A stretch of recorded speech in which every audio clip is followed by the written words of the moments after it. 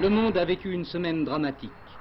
En mission de surveillance au-dessus de Cuba, les avions U-2 américains photographiaient la construction et l'établissement de rampes de lancement de fusées dont l'existence ne pouvait plus passer pour une mesure défensive.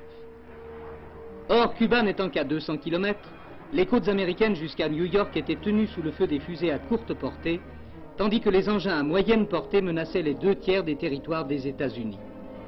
Ces photographies allaient déclencher l'alerte. Dans un discours imprévu, le président Kennedy dénonçait le péril. Ces bases, disait-il, ne peuvent avoir d'autre raison que de fournir une force de frappe nucléaire dirigée contre nous.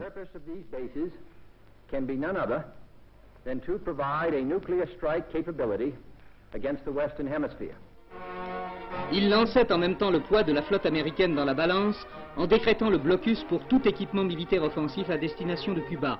Or, à ce même moment, 25 cargos soviétiques étaient déjà en route.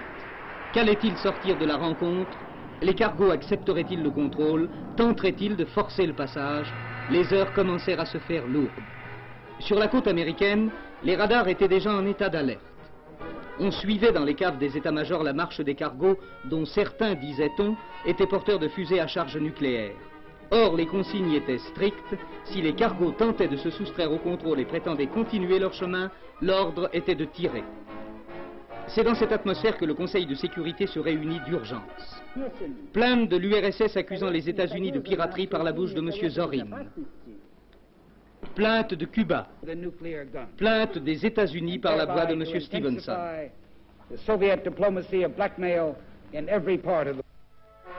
Dans le même temps, à l'Organisation des États d'Amérique réunie en séance extraordinaire, la place de Cuba était demeurée vide. Et celle des États-Unis était occupée par le ministre des Affaires étrangères, M. Dean Rusk. L'Assemblée approuvait les mesures décidées pour faire face aux dangers d'agression venant de Cuba. À La Havane, la fièvre était montée au paroxysme. Les manifestations de masse pour conspuer les États-Unis se succédaient. Fidel Castro, lui-même, vint haranguer une population fanatisée qui brandissait des pancartes au slogan définitif. La mobilisation générale était déjà entrée en cours. On creusait des tranchées sur les côtes, les postes de DCA guettaient dans le ciel vide l'approche des bombardiers US et l'homme de la rue reprenait l'uniforme. De l'autre côté de l'Atlantique, diverses manifestations prenaient pour cible les ambassades ou les organismes américains. L'une d'entre elles, celle d'Alger, répondait à la toute jeune amitié Algérie-Cuba affichée depuis la visite de Ben Bella à Fidel Castro.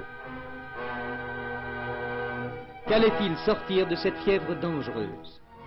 À Guantanamo, la base louée aux Américains par Cuba pour 99 ans, plusieurs milliers de marines étaient arrivés en renfort.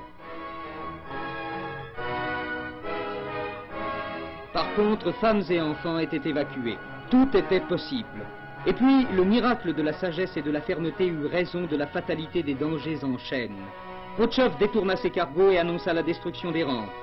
Reste tout de même Guantanamo dont Castro réclame l'évacuation. Mais l'heure du drame est passée.